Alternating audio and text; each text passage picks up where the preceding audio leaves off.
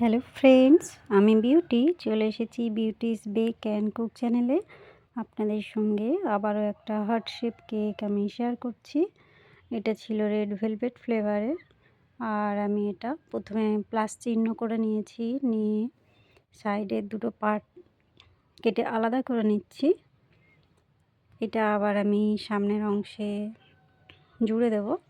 আর এটা একটু পজিশনে নিয়ে নিলাম, কেননা বেসটা ছোট। আর এখানটায় আমি একটু ক্রিম লাগিয়ে নিলাম, কেননা আমি সামনের অংশে যে পার্ট দুটো জুড়বো একটু ক্রিম দিয়ে দিলে সেটা সুবিধা হয় বেশি। আর সবসময় চেষ্টা করবেন ক্রাম কোট করে অন্তত আধ ঘন্টা কি 1 ঘন্টা যতটা টাইম পারবেন একটু ফ্রিজে রেখে এটা সেট করে নেবেন।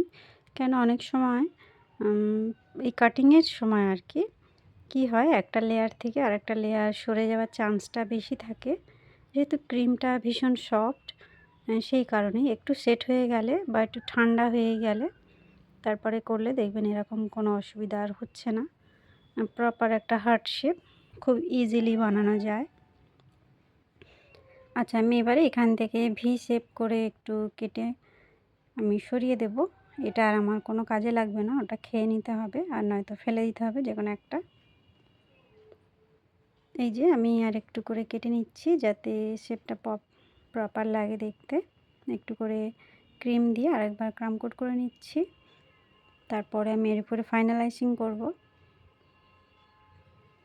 রেড ভেলভেট কেকের রেসিপি আগেও আমি শেয়ার করেছি, কিভাবে আমি এর কাটিং করছি, কোটিং করছি, সব কিছুই দেখিয়েছি। এখন আমি আর দেখাই না, যেহেতু এখন টাইমের ভীষণ অভাব, অতটা ভিডিও বানানোও সম্ভব নয়। এমনিতেই ফোনের পুরো তো কী বলবো, স্টোরেজ পুরো ফুল হয়ে রয়েছে সব সময়। এই কারণেই আর আমি অত ভিডিও বানাই না। যেটুকুনি পারি এই ডিজাইনটাই জাস্ট আমি করার চেষ্টা করি। আর টাইমের অভাবে আমার এডিটিংও করে ওঠা হয় না, খুব সমস্যা হয়। আর যেহেতু ডেইলি আমি ভিডিও ছাড়ি, সেই জন্য একটু টাইম করে আমাকে এই কাজটা করে নিতে হয়। আর অত কথা বলার বা বোঝানোর টাইম আমি পাই না অ্যাকচুয়ালি, সত্যিকারে বলতে কি। যতটা পারি ততটাই আমি শেয়ার করার চেষ্টা করি। হয়তো আপনারা মনে করবেন যে আগে অনেক কথা বলতো এখন বলে না, অ্যাকচুয়ালি তা নয়। যেটুকু প্রয়োজন আপনাদের আর যেটুকুনি আমার অভিজ্ঞতা আমি ডেলি আর কি অভিজ্ঞতা সঞ্চয় করছি, সেটাই আপনাদের সঙ্গে আমি শেয়ার করি। আচ্ছা, এখানে ফাইনালাইজিংটা দেখুন আমি কিভাবে করছি। একটা স্ক্র্যাপার দিয়ে সাইডটা সমান করে নিয়েছি আর উপরটা এইভাবে একটা প্যালেট নাইফ দিয়ে সমান করে নিলাম। এই কাজটা কিন্তু একটু যত্ন সহকারেই করতে হয়, নচেত দেখতে ভালো লাগে না। একটা ব্রাশ দিয়ে আমি একটু টেনে দিচ্ছি। এটাও একটা ডিজাইন বলা চলে, আবার ফাঁকিবাজিও বলা চলে। এইভাবে করে দিলে খুব সহজে ফিনিশিংটা চলে আসে। আচ্ছা, এখানে একটা ছোট সাইজের স্টার নজেল নিয়েছি আর সাদা ক্রিম দিয়ে আমি এই অনেকটা বেনি করার মতো আর কি ডিজাইনটা সেইভাবেই করছি। একটা বর্ডার করে নিচ্ছি। নজেলের কোনো নাম্বার নেই, সেই কারণে নাম্বারটা বলতে পারলাম না। এবারে আমি নিচে একটা বর্ডার করে নিচ্ছি, সেম নজেল দিয়েই করছি, জাস্ট প্রেস করে তুলে নিচ্ছি। ছোট্ট ছোট্ট ফুল হয়ে যাচ্ছে, এটাও বেশ সুন্দর লাগে।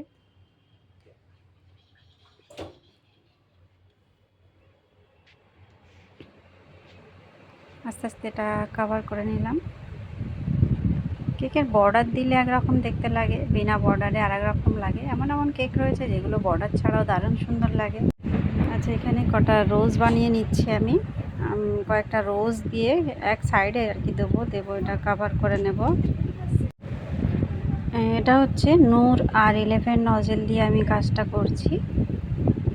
আমি বেশিরভাগ সময় এই নজেলটাই আপনাদের সঙ্গে শেয়ার করি। ডিজাইনটা ভীষণ সুন্দর আসে। গোলাপের সাইজটা আমি যেরকম চাই ঠিক সেই রকম করি। আর পাপড়িগুলো দেখতে আমার এত ভালো লাগে যে অন্য নজেল আমি সহজে ইউজ করি না। আমার কাছে রোজ নজেল অনেকগুলোই আছে, ছোট বড় বিভিন্ন সাইজের, তবে আমি এই নজেলটাই বেশি পছন্দ করি। একে একে কয়েকটা গোলাপ আমি বানিয়ে নিলাম, সবগুলো আর দেখালাম না কেননা অনেকটা বড় হয়ে যায় ভিডিওটা। আর বর্ডার ধরে ধরে আমি ছোট ছোট করে কুঁড়ি বানিয়ে দিচ্ছি, দুদিকেই করে দিচ্ছি। আর এটা আমি রেড কালার মিক্সড করেছিলাম ক্রিমের সঙ্গে, তবে আমি কখনোই বেশি রেড ইউজ করি না। আমি সবসময় এই কথাটা বলি, কালার সবসময় আমি লাইট রাখার চেষ্টা করি, যতটা দেখলে মোটামুটি ভালো লাগবে সেই রকমই একটা চেষ্টা আমি করি। খুব কমও দিই না যাতে কাস্টমার আবার রেগে যায়। যাই হোক, এইভাবেই ম্যানেজ করতে হয়। কাস্টমারকেও আমি বলে দিই যে বেশি ক্রিমের কালার আমি দেবো না। বাই চান্স যদি টেস্ট নষ্ট হয়ে যায় তাহলে পুরো রিপোর্টটাই খারাপ হয়ে যাবে, সেই কারণে আগে থেকে আমি বলে রাখি। কয়েকটা পাতা এখানে করে নিচ্ছি। আমি এখানে পাইপিং ব্যাগটা ভি শেপ করে কেটে নিয়েছি, নিয়ে ছোট ছোট করে পাতা করে নিচ্ছি।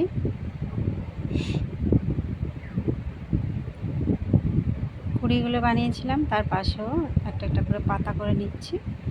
এই যে আমার কেকের ফাইনাল লুক। পরে আমি অফ ক্যামেরায় কিছু হোয়াইট সুগার বল দিয়ে দিয়েছিলাম 0 সাইজের, সেটা আর আমি দেখালাম না। সবাই ভালো থাকবেন, দেখা হবে নেক্সট ভিডিওয়। Bye bye.